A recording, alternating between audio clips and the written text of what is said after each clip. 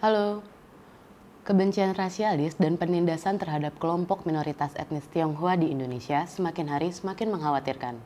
Padahal masyarakat Tionghoa sudah turun-temurun hidup di Indonesia selama ratusan tahun. Mari kita tahu fakta mendalam bersama kita. Pada bulan Oktober tahun 1740, sesuai dengan apa yang ditulis oleh Blackburn, wilayah sekitar Batavia menjadi saksi pemberontakan para petani Cina. Mereka membawa senjata buatan sendiri dan para kulit Cina ini berbaris menuju kota. Meskipun pada saat itu orang Cina yang tinggal di kota sangat sedikit jumlahnya. Namun, isu bahwa mereka membantu pemberontak sudah terlanjur menyebar. Kecurigaan dan paranoia orang Eropa serta pribumi memperburuk keadaan.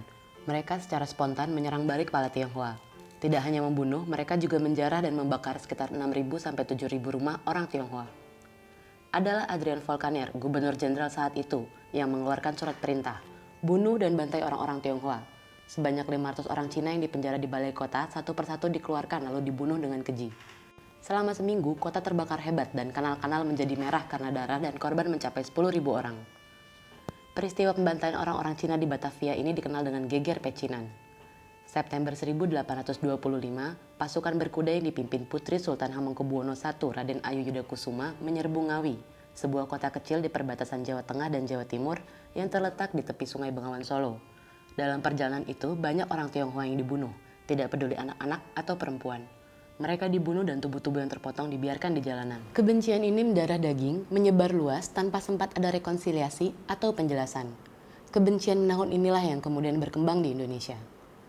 Pada awal abad ke-20 kembali tercatat peristiwa rasial terhadap etnis Tionghoa di Indonesia, yaitu kerusuhan di Solo pada tahun 1912 dan kerusuhan di Kudus pada tahun 1918.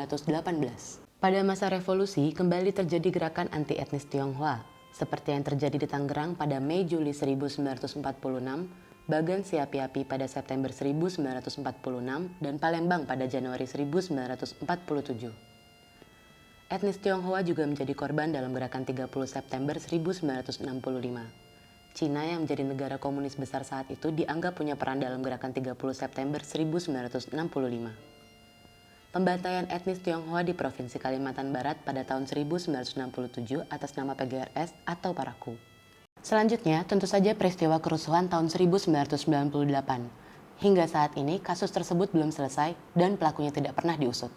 Kebencian rasialis ini sebenarnya bermula dari politik pemisahan identitas, bahwa orang Tionghoa dianggap selamanya sebagai pendatang dan dijadikan kambing hitam dalam isu kekerasan maupun masalah sosial.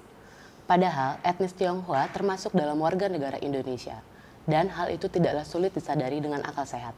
Di sebuah halte Transjakarta Senayan JCC pada hari Jumat malam tanggal 26 Agustus 2016, seorang pemuda keturunan Tionghoa bernama Andrew Budi Kusuma mengaku dipukuli oleh sejumlah pria. Bukan hanya dipukuli, Andrew juga dimaki dan dihina dengan kata-kata yang merendahkan yang mengarah kepada kebencian rasial. Tidak bosankah kita dengan konflik?